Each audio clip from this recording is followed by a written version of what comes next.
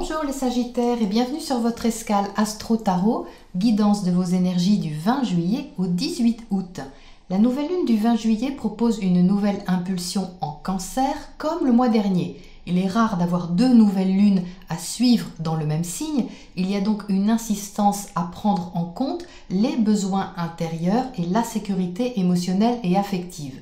Et pour vous les Sagittaires, ce nouveau cycle prend naissance dans le secteur des changements, donc une deuxième fois, des mutations quelles qu'elles soient, et aussi de ce que vous partagez avec l'autre, que ce soit des secrets, de l'argent ou de l'intimité. La nouvelle lune est opposée à Jupiter, Pluton et Saturne, toutes les trois rétrogrades en Capricorne. L'opposition, aspect de dualité, soulève sur cette lunaison une culmination au niveau de votre façon de vous investir, au sens propre ou au sens figuré. La façon de vous sécuriser, que ce soit au niveau personnel, affectif ou matériel, a pu être étudiée sur ce dernier cycle ou même les dernières semaines et vous êtes prêt à concrétiser quelque chose qui était peut-être encore gardé caché jusque-là. Dès le 22, le soleil entre en Lion, un signe ami pour vous. Il va mettre en lumière le secteur de votre évolution, la façon dont vous élargissez vos frontières. Si ce n'est pas sous forme de voyage ou d'apprentissage supérieur, ça peut être sous la forme d'une évolution intérieure quelle qu'elle soit. Mercure en sextile à Uranus apporte un soutien agréable, facilitant la communication au niveau de votre travail ou de vos habitudes de vie au sens large. Mars, planète de l'action, est en Bélier, en harmonie avec vous, ça va vous donner plus d'énergie pour créer, aimer et aller de l'avant, surtout si c'est nouveau. Sur la première partie de la lunaison, donc du 20 jusqu'au 30 juillet, vous devriez ressentir davantage de dynamisme et de confiance. Il y a toutefois un virage à passer le 27. C'est le premier quart de lune, donc une énergie assez subtile de challenge, mais ici il y a deux carrés en même temps. Donc ce même jour, ça accentue la thématique à travailler. On a d'un côté un aspect de tension entre Mercure et Mars et de l'autre entre Vénus et Neptune. Donc sur cette date, c'est peut-être intérieurement que vous pourrez batailler un peu. Mercure est occupé à approfondir les questions d'investissement affectif, familial ou financier et à réfléchir à la façon d'aborder un changement intérieur. Mars, de l'autre côté, le pousse un peu dans ses retranchements et bouscule sa tranquillité, ce qui peut provoquer une tension, puisqu'on a d'un côté une envie de foncer vers un projet, une relation, et de l'autre, des réflexions à ajuster. Le carré Vénus-Neptune, lui, demande à sortir de l'idéalisation. Donc vous aviez peut-être un idéal tapis au fond de vous, et l'autre ou quelqu'un vous met un peu dans la confusion. Donc du coup, vous ne savez plus trop ce que vous ressentez et comment vous positionner dans la relation en respectant vos idéaux et vos valeurs. Donc il y a peut-être quelque chose à changer ou une page à tourner pour pouvoir renaître à quelque chose qui vous correspond mieux, mais vous aurez l'énergie pour passer ce cap le 27. Ensuite, Mercure, planète de la communication, va former des oppositions successives entre le 30 juillet et le 3 août, aux trois planètes en Capricorne. Une petite cogitation, les Sagittaires, sur ces quelques jours, ou une mise au point avec l'autre, importante, qui peut soulever des thématiques sérieuses sur votre façon de vous affirmer, ou encore de stabiliser, rentabiliser et concrétiser les choses. Une situation en cours demande à prendre un virage ou à être réorganisée, et ça soulève pas mal de questionnements, donc ça c'est intense mais constructif. La pleine lune du 3 août dans l'axe Lion-Verseau sera portée sur la communication pour vous et ce que vous voulez développer.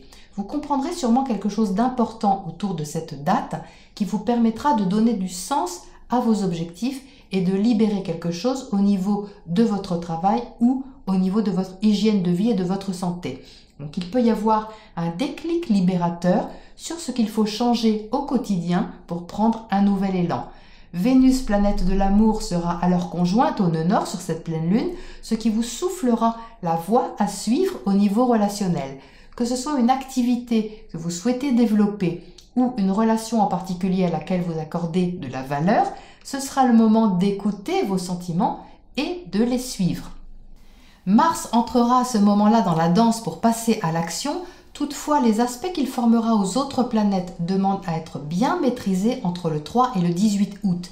Mars est en harmonie avec vous, oui, donc ça va vous donner l'énergie de pousser les portes sans aucune hésitation, on est d'accord. Toutefois, il vous sera plus facile de naviguer en gardant à l'esprit qu'il faut du temps pour que les choses se mettent en place. C'est une énergie favorable pour initier des projets nouveaux ou des relations avec la conscience d'être dans l'expérimentation de quelque chose. Ça vous permettra d'agir avec cœur et passion sans tenter de passer en force. Parce que Mars pourrait, avec ses aspects, avoir envie d'imposer sa loi si l'énergie est mal maîtrisée.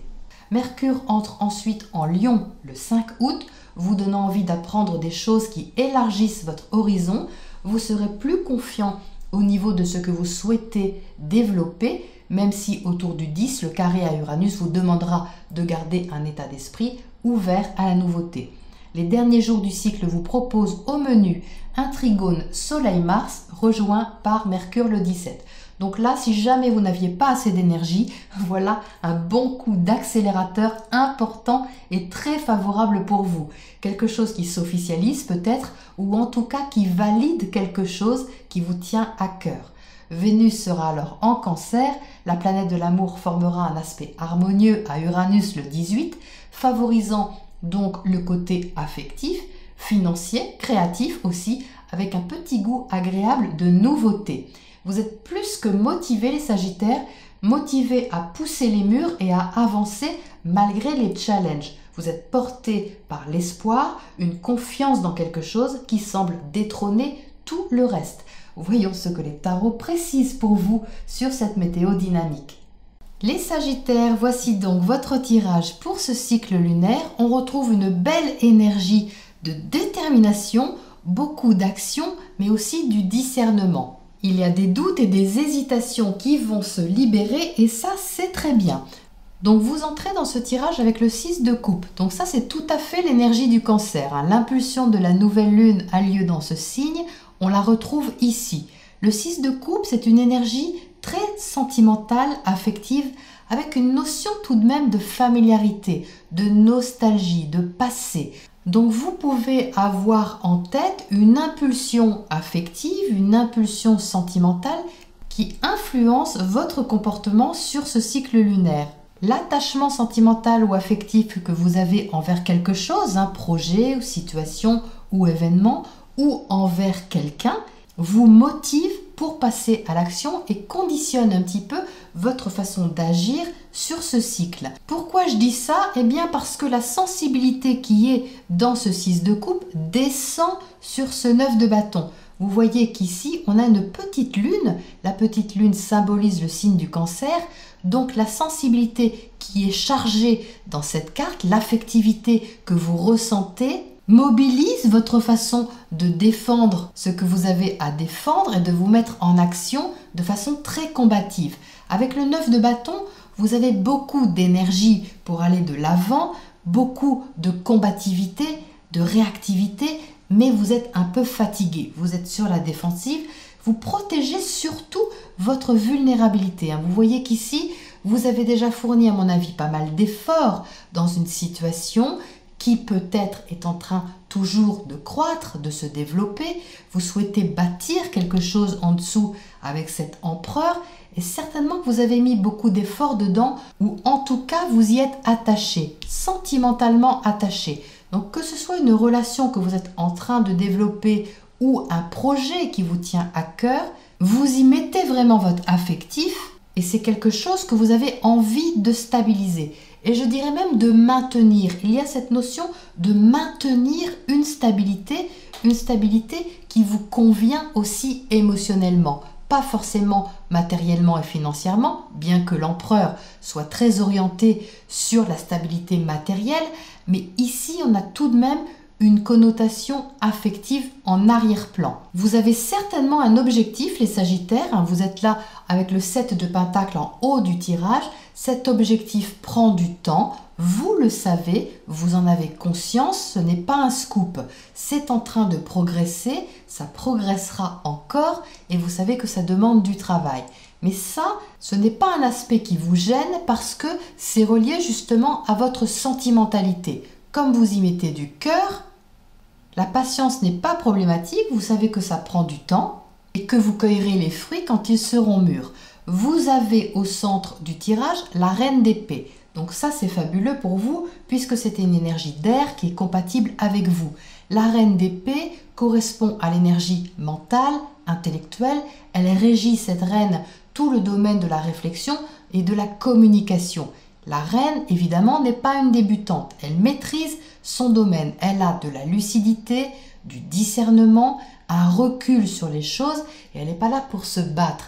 Elle est là pour apporter de la clarté, mais aussi beaucoup de sens logique dans les décisions et les positions qui doivent être prises. Donc avoir cette reine d'épée au centre du tirage, c'est tout à fait favorable pour vous les Sagittaires parce que ça vous donne un recul sur les choses et surtout sur les doutes que vous pouviez avoir. Le doute, il est là avec ce 2 d'épée en bas de votre tirage. Le 2 d'épée, vous voyez, c'est une incertitude, c'est une sorte de doute, d'hésitation qui est symbolisé ici par le sigle de la balance. Donc peut-être que vous hésitiez entre une solution ou une autre, que vous vous posiez une question sur telle décision ou telle autre, et que quelque part ça atteignait votre vulnérabilité. C'est ici dans un secteur un peu sensible, en bas du tirage, ça correspond à votre secteur familial, ça correspond à votre refuge émotionnel intérieur, tout ce qui peut vous rassurer si vous voulez. Donc vous pouviez avoir et vous pouvez encore avoir sur la toute première partie de la lunaison cette hésitation envers quelque chose peut-être que vous êtes en train de développer. C'est possible avec cet empereur à côté. Est-ce que vous investissez dans la bonne direction? Est-ce que vous vous investissez dans la bonne activité?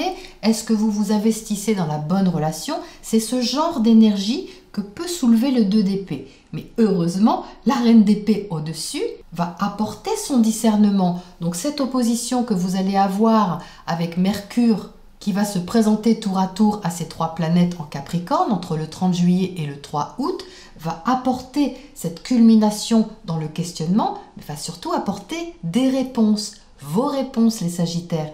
Et ça va être extrêmement libérateur puisqu'on a l'étoile à côté. Donc l'étoile dans le secteur relationnel apporte de la guérison, de l'espoir, apporte une libération justement au niveau du mental, au niveau des questionnements que vous pouviez avoir. Comme vous avez Vénus dans votre secteur opposé, Vénus est la planète de l'amour et qu'elle est conjointe au nœud nord à la pleine lune, ça vous montre la direction, comme je le disais à l'instant, de vos relations, de vos investissements, de votre façon d'être engagé avec l'autre ou envers l'autre, quelle que soit la manière dont vous le faites. Et ici, quelque chose se libère, s'éclaircit, surtout avec cette reine d'épée, et vous permet d'entrer dans une phase de victoire, une phase très satisfaisante d'accord émotionnel et de réussite. Ici, vous avez ce 2 de coupe. Le 2 de coupe représente l'alliance, le partenariat, l'union entre 2 personnes qui sont sur la même longueur d'onde. Il peut s'agir d'une relation amoureuse, mais au sens large, il s'agit de toute union ou tout partenariat dans lequel votre affectivité est impactée. Donc cette alliance, ce partenariat ou cette union, elle est quelque part rafraîchie, elle est enlevée d'un doute qui planait, peut-être qui planait à l'intérieur de vous, pas forcément extérieurement, mais qui là est éclairci parce que vous trouvez une porte de sortie, j'entends vraiment une porte de sortie, donc je vous le répète, pour pouvoir évoluer et accéder à cette évolution ici. Le 6 de bâton, c'est ce soleil en lion qui est dans votre secteur de l'expansion. Il y a une victoire ici, il y a une sorte de reconnaissance, une sorte de validation qui vous donne cette sensation de réussite. D'ailleurs, sur ce 6 de bâton, on a ici le petit sigle du lion et on a à côté le petit sigle de Jupiter qui correspond à la maison 9, c'est-à-dire à l'expansion.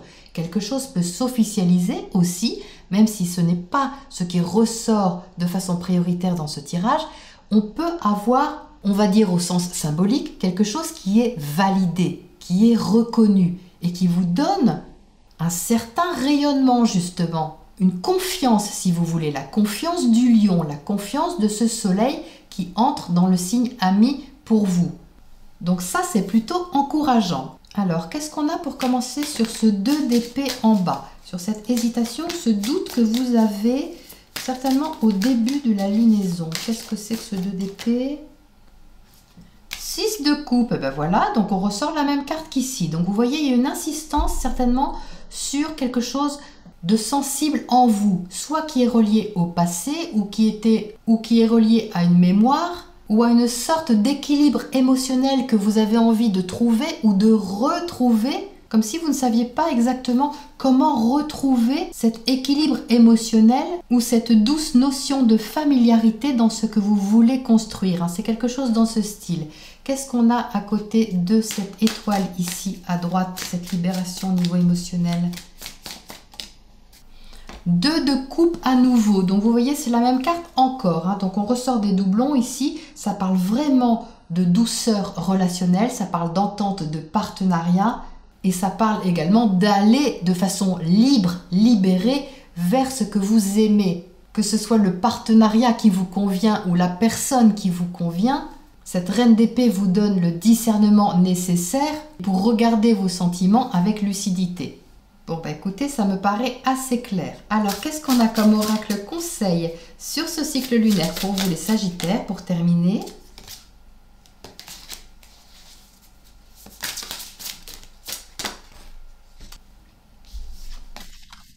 Protection, bah ça aussi, ça correspond bien à l'énergie du Cancer qui est là, en entrée de jeu. Protection, c'est la protection de votre émotionnel, c'est aussi la protection de ce qui a de la valeur pour vous au sens large. Peu importe ce que c'est. Ici, vous êtes invité à écouter vos besoins intérieurs. C'est encore le message de toute façon de cette nouvelle lune. En Cancer, on écoute ses besoins intérieurs. Donc jusqu'au bout, les Sagittaires, c'est-à-dire jusqu'à la fin du cycle, vous êtes tout de même influencé par votre ressenti. Vous allez ressentir le besoin de prendre soin de ce que vous avez mis en œuvre jusque-là et de ce qui, au sens large, vous importe. Mais quelque part, vous êtes aussi protégé. Peut-être protégé par une alliance, protégé par un partenariat ou protégé par une confiance, quelque chose qui est plus large que vous et qui vous donne ou redonne un regain d'optimisme ici. Voilà les Sagittaires pour ce tirage. Je vous dis à bientôt, à la prochaine nouvelle lune.